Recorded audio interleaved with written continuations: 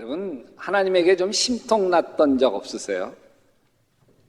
어떤 집사님이 이런 고백을 해요. 목사님, 저는 아이들도 마음껏 뒷받침하며 잘 키우고 싶었고, 재정적으로도 좀 넉넉하게 살고 싶었고, 일하면서 여유를 만끽하며 살고 싶었어요. 그래서 임신이 돼서 만삭이 되었을 때 새벽 기도 다니며 간절하게 기도했어요. 하나님, 저를 축복해 주세요. 제 태중에 있는 아이를 축복해 주세요. 잘 키우게 해주세요. 저에게 재물의 복을 주세요. 제 꿈을 이루게 도와 주시옵소서. 만삭의 몸으로 새벽 기도를 하는 모습을 보신 권사님들이 막 대견하다고 막 칭찬도 해 주셨어요. 근데 결혼해서 20년 살아오는 동안 하나도 되는 게 없어요. 남편은 함께 교회도 안 다니고 교회 밖으로만 돌고, 아이들은 공부도 안 하고 제 멋대로 하기만 하고, 고등학교 다니는 큰 아들이 대놓고 이래요. 내 인생에 엄마 같은 사람만 안 만나면 된다고. 그러면 나는 행복할 거라고. 정말 내 뜻대로 되는 게 없어요. 하나님이 나에게 하나만 주시면 행복할 것 같은데 그 하나를 주시지 않는 거예요. 하나님이 나와 상관없는 분처럼 느껴졌고, 하나님이 계시기나 할까 싶은 마음도 들었어요. 이제 살아가는 게 자신이 없어요. 다 포기하고 그만 살고 싶다는 마음도 들었어요. 어느 날은 운전을 하고 집으로 돌아오면서 그냥 저 다리에서 직진해서 강물에 빠진다면 다 끝나겠지 싶었고, 무서울 것 같지도 않았어요. 정말 내 고단한 인생에 대해 하나님은 관심이나 있으실까, 그런 마음이 들었어요. 여러분에게도 하나님이 멀게만 느껴지고 힘겨운 내 인생에 아무 도움도 안 되는 것 같아서 하나님에게 섭섭하지 않나요? 오늘 말씀은 하나님께 심통이 난 요나 이야기. 어느 날 하나님이 요나를 부르시죠. 요나야, 너 일어나서 니느웨로 가라. 가서 니느웨 성의 악독이 너무 심해서 내가 도저히 참을 수 없어 심판하겠다고 전해라. 니느웨는 아수르 제국의 수도죠. 당시 세계를 주름잡던 제국이에요. 이 큰 나라가 호시탐탐 작은 이스라엘을 노려요. 약속 이스라엘은 이스라엘 제국 앞에 흔들리는 갈대예요. 언제 침공해 올지 모릅니다. 아수르가 마음 먹기만 하면 그날로 이스라엘 운명은 끝이에요. 마치 그 당시 아수르는 지금 전쟁을 일으키는 러시아 같고, 아수르와 붙어있는 조그만 나라 이스라엘은 지금 우크라이나와 같았습니다.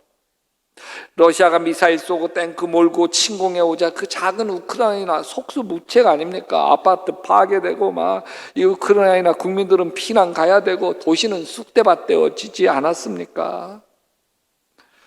하나님이 아수르 제국 니느웨를 심판하겠다고 하니까요, 요나는 대찬성이죠. 러시아를 심판한다, 대찬성이지 않습니까? 마땅히 하나님이 그러셔야죠. 하나님이 불쌍히 여기시면 안 되는 거죠. 심판하셔서 반드시 망하게 하셔야만 하는 거예요. 근데 요나가 받아들일 수 없는 게 있어요.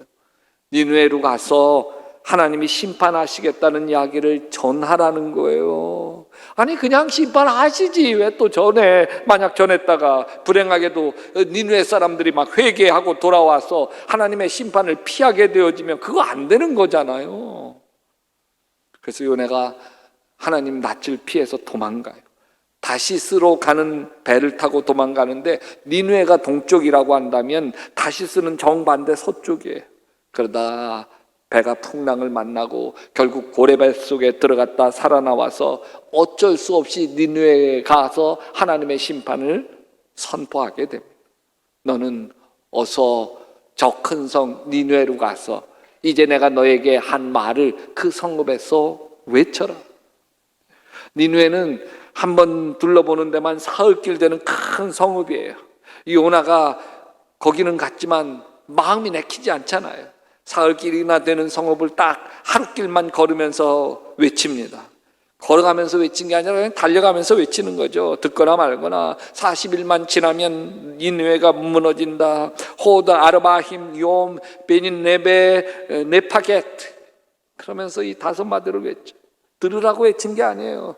외치지 않았다가는 다시 고래밥 될까 봐 외친 거죠. 외치면서도 니느웨가 제발 회개하지 않기를 간절히 바라면서 외친 거예요.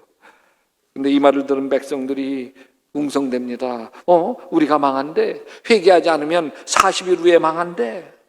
이 소문이 니느웨 왕에게 전해져. 갑자기 니느웨 왕에게 회개의 역이 부어지네요. 임금님이 의자에서 일어나서 걸치고 있던 임금의 옷을 벗고 굵은 베옷을 입고 잿더미에 앉습니다.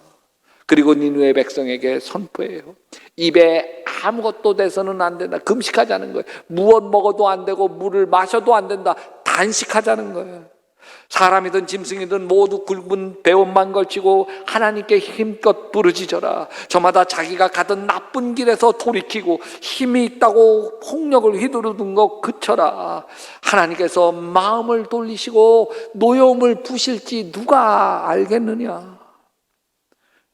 이거 보고 하나님이 얼마나 흐뭇하신지 기다렸다는 듯이 재앙을 내리지 않아요. 그러자 뿔따구가 난 게 요나예요. 화가 났어요. 하나님, 내가 이렇게 될 줄 알았다니까요. 내가 서둘러 다시스로 달아난 것도 다 이렇게 될까봐 그랬다는 걸 그것다였다니까요. 하나님, 이제 나 살기 싫어요. 하나님, 이제는 제발 내 목숨 거둬가 주세요. 하나님에게 불평과 원망을 쏟아놓습니다. 언젠가 제가 성경 공부하는 모임에서 물어봤어요. 하나님이 나를 지키시고 돌보신다는 것을 경험한 적이 있나요? 함께 이야기 나누어 볼까요? 어떤 분이 저는요 암이 걸렸었어요. 그래서 막 힘겹게 항암 치료를 다 끝냈어요. 얼마나 기도하고 매달렸는지 몰라요. 아직도 아이들이 어린데 하나님 나 고쳐달라고 살려달라고 하나님이 도와주셨어요. 안 걸린 지 7년이 됐는데 완치됐어. 할렐루야. 다른 사람이 박수 쳐주고 또 어떤 분은 저는요 교통사고 아주 크게 저 상대편에서 중앙선 침범해가지고 저 차하고 부딪히는 바람에 제 차가 앞이 완전히 다 나가고 폐차되게 돼요. 그런데 부딪히면서 제 차가 완전히 빙그르르 도는 바람에 나는 하나도 다친 데 없이 아주 멀쩡하게 됐어. 정말 하나님이 생명싸개로 나를 안아주셨어요. 할렐루야. 근데 이 고백을 나누던 중에 한 분이 이런 질문을 했어요. 근데 송규희 목사님, 예수만 믿는 사람 중에 아직 젊은데 암 걸려 죽은 사람도 있고 갑자기 교통사고로 목숨을 잃은 교인도 있는데 그분들은 하나님이 안 지켜주신 건가요? 갑자기 신나서 이야기를 나누던 자리가 찬물이 쫙 다 나만 쳐다봐. 하지 말아야 할 질문 한 게 아니에요. 우리 마음 한켠에 도사리고 있는 질문인 거죠. 여러분은 어떻게 생각하세요? 이런 질문을 받은 목사는 어떻게 대답을 해줘야 되나요? 그냥 주여 아버지. 저도 10년 전에 이제 50살밖에 안 된 동생을 암으로 잃었습니다. 인생 막 살다가 암 걸렸다면 이놈의 자식 그 죄죠. 근데 제 동생도 주님을 위해 평생을 헌신하기로 약속한 목사였어요. 하나님이 지켜주지 않으셔서 암에 걸렸나요? 하나님이 외면하셔서 체중이 32kg까지, 남자가 32kg까지 내려가서 피골이 상접해 뼈만 앙상한 채 숨을 거둔 건가요? 하나님이 계시다면 어떻게 이런 일이 일어날 수 있을까? 그렇게도 하나님께 매달려 기도했는데 하나님이 제 기도를 거절하셨어요. 아니, 작은 기도는 그렇게도 쉽게 응답해 주시던 하나님이 정말 중요한 기도, 절대적으로 필요한 기도에는 무거운 침묵만 그렇게 하셨어요. 저는 제 동생이 죽고 난 뒤 한동안 하나님에게 섭섭해서 삐져 있었어요. 어떤 사람은 사고를 당해 정말 회복할 수 없는 불행을 겪고, 어떤 사람은 사고를 당했지만 불행이 비껴가요. 정말 하나님이 하시는 일인가? 하나님이 계시다면 어찌 이런 일이 일어날 수 있나? 이런 질문은 무신론자만 하는 질문이 아닙니다. 우리에게도 도사리고 있는 질문인 거죠. 대학생 선교단체에서 만나 결혼을 하고 행복하게 살던 김병년 목사님이 난 당신이 좋아 라는 책에서 이런 이야기를 털어놓습니다. 침대에 누워있는 나의 아내 서주연, 아내의 하루는 극히 단조롭다. 아내는 가만히 누워 주어진 세계를 받아들인다. 아내의 시간은 멈추었고 아내의 몸은 미동도 없다. 아내의 시간은 길을 잃은 채 어딘가 머물러 있는지도 모른다. 그런 아내를 바라보는 나의 시간은 절망과 희망 사이를 오간다. 그러나 아내와 나를 제외한 세상의 시간은 야속하게도 아무 일 없다는 듯이 여전히 같은 속도로 잘만 흘러간다. 16년째 식물인간이 되어 있는 아내에 대한 이야기. 셋째 아이를 낳은 지 딱 이틀 만에 30대인 아내가 미동도 하지 않는 채 식물인간이 되고 말았습니다. 하나님을 떠나 방황할 때 일어난 일이 아니에요. 목사와 사모로 개척교회를 섬기며 아이를 키우며 주님을 위해서 온전히 헌신할 때 일어난 일이에요. 시련과 고통은 겹쳐서 옵니다. 김병년 목사님의 아내가 식물인간으로 지낸 지 3년, 아내의 기적을 바라보며 다시 40일 작정 기도를 드린 지 22일째 되는 날이었습니다. 교회 일에 녹초가 된 채 집으로 돌아와 아내에게 발 마사지라도 해주려고 발찜질기를 켰습니다. 그리고 깜빡 잠이 들었습니다. 잠결에 이상한 냄새가 코끝을 질렀습니다. 깜짝 놀라 깨어보니 아내의 발에 쌓아놓은 발 마사지 찜질기가 불이 나서 아내의 발이 시뻘겋게 활활 타고 있는 거예요. 제발 꿈이었으면, 제발 꿈이었으면, 제발 하나님, 제발 꿈이었으면. 불행하게도 꿈이 아니었어요. 그 일로 아내는 두 발을 다 절단해야 했어요. 두 발이 잘린 아내를 보며 이렇게 절규합니다. 하나님, 나에게 왜 이러십니까? 하나님, 나 그만 좀 때리세요. 하나님에게 화가 잔뜩 난 요나는 니느웨 성읍에서 빠져나와 동쪽 언덕에 초막을 짓고 그 그늘 아래 앉았습니다. 도대체 이 니느웨 성이 어떻게 되는지 한번 볼 참이다 내가. 태양이 장렬한 곳에 앉아 있으려니만 뜨거워 더워 죽겠어. 왕짜증이 나는 거. 그 다음 날 하나님이 밤새 박넝쿨 아주 크게 자라오르게 했어요. 그래서 이 요나가 앉아 있는 곳에 넝쿨이 큰 것들이 있어서 그늘이 져니까 얼마나 좋은지. 이야, 시원하네. 이거 살만하다. 기분이 무척 좋아졌어. 근데 그 다음 날 동이 틀 무렵 하나님이 벌레를 보내서 박넝쿨 밑동을 갉아버렸어. 그래가지고 그 커다란 박넝쿨 잎이 시들어 버렸네요. 해가 뜨고 찌는 듯한 더위가 밀려오자 요나가 막 하나님께 온갖 신경질을 다 부립니다. 하나님, 나 이렇게 살았니? 차라리 죽는 게 더 낫겠습니다. 온갖 승질을 부리며 죽겠다고 하는 요나를 보고 하나님이 중요한 말씀을 하세요. 박넝쿨이 죽었다고 내가 이렇게 화를 내는 게 옳으냐? 요나가 대답합니다. 옳다뿐입니까? 옳다. 저는 화가 나서 미치겠습니다. 그래, 내가 수고하지도 않아, 내가 키우지도 아닌 박넝쿨을 내가 그처럼 아까워하는데, 하물며 사람들이 12만 명도 더 되는 이 큰 성읍 니느웨를 어찌 내가 아까워하지 아니하겠느냐? 요나서 이야기는 이 말로 딱 끝나요. 더 이상 다른 얘기가 없어요. 요나가 더 이상 할 말을 잊은 것이죠. 요나는 무엇을 깨달았을까요? 요나는 이때 자기 생각 속에 갇혀있던 하나님이 풀린 거예요. 요나를 위한 하나님, 요나의 생각대로 움직여야 하는 하나님, 요나의 요구를 들어줘야 하는 하나님이 아니라 하나님을 위한 요나. 요나 속에 갇혀있던 하나님이 풀리면서 하나님에 대한 요나의 분노도 함께 풀린 것. 이게 기도예요. 10년 전 제 동생이 앙상한 몰골로 세상을 떠난 뒤 저도 요나처럼 하나님께 심통이 났습니다. 하나님께 삐졌어요. 제가 하나님께 삐진다고 목사일 태만하게 하는 거 아니죠. 하나님께 삐진 건 하나님과 저만이 알아요. 저는 하나님께 삐지면요, 하나님에게 사랑한다는 고백이 잘 안 나와요. 삐지지 않았을 때는 저는 사랑 고백을 하는 찬양을 많이 드렸어요. 주님 사랑해요, 온 마음과 정성 다해. 이렇게 찬양하다 보면 어느새 막 눈물이 나고 감동이 되고 주님의 위로가 밀려왔어.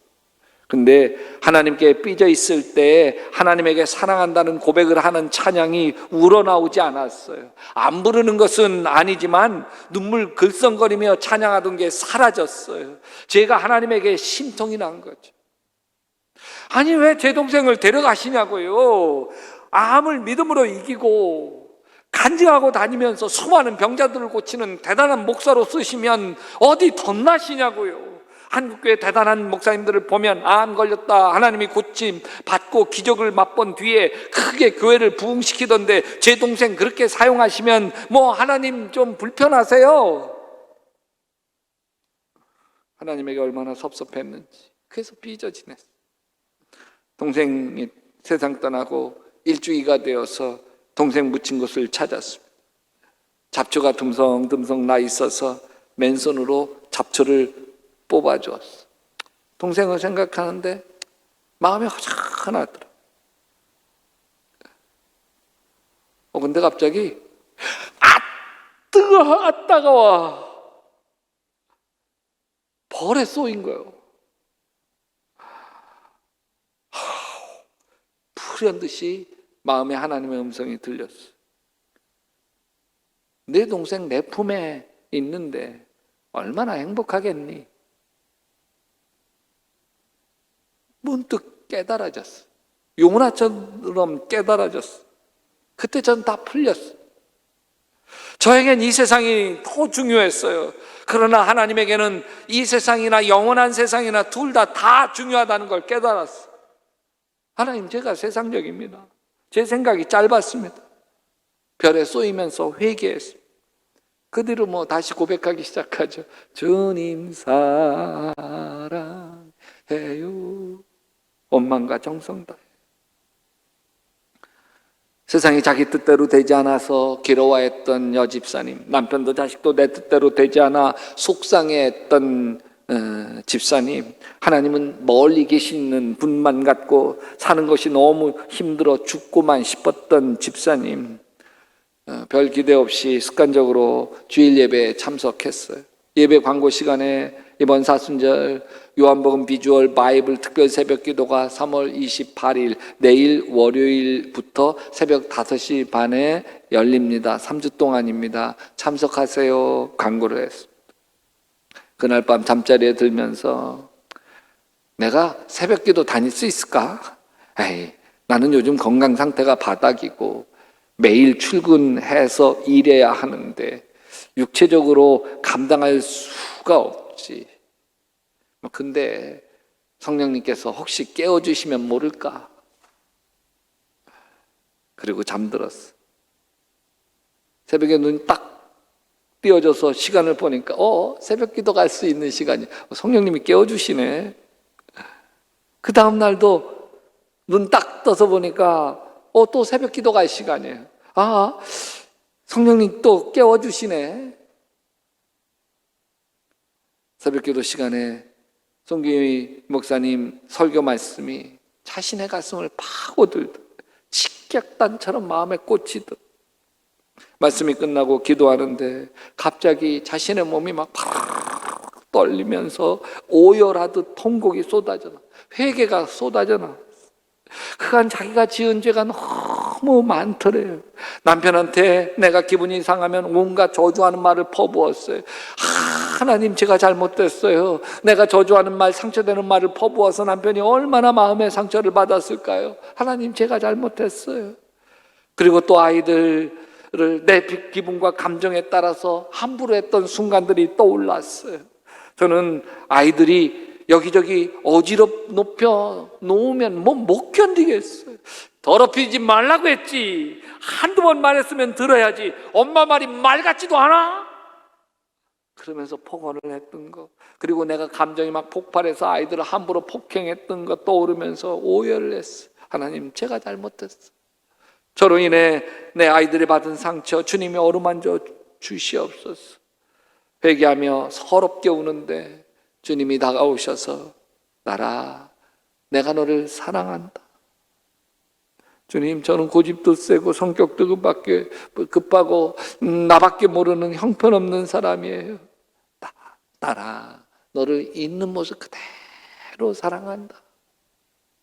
또 어느 날 새벽에는, 주님, 저는 마음이 너무 여리고 머리도 안 좋고 마음이 늘 이리 갔다 저리 갔다 흔들리고 게으르고 저는 너무 형편없는 사람이에요.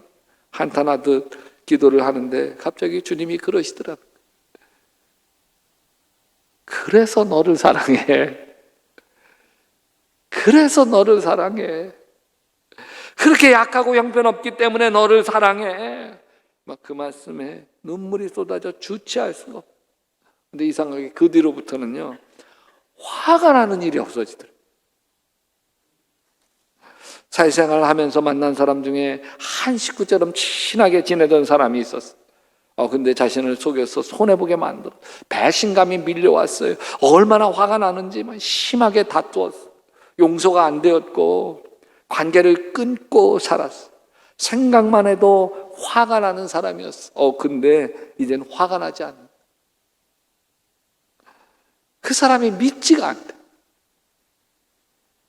남편에게도 자식에게도 화가 나지 않아요.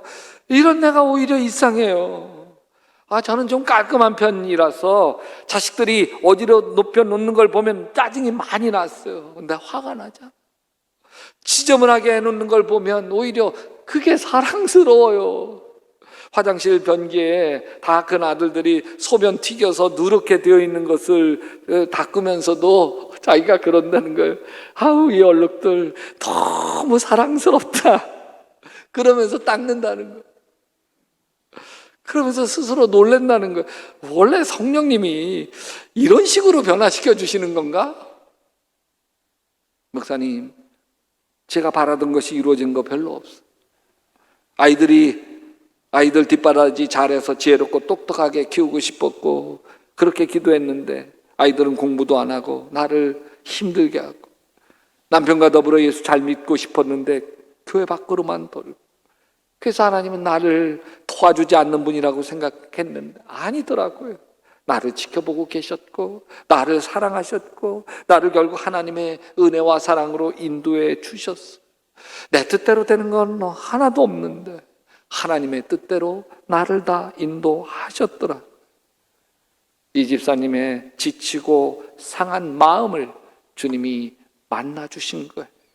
그러자 하나님의 위로가 임하기 시작하자 세상에 미운 사람 하나도 없고 화가 나지 않고 짜증되지 않고 모든 게 감사한 아름다운 일들이 일어나는 거죠. 그 은혜가 있게 되시기를 주님의 이름으로 축원합니다.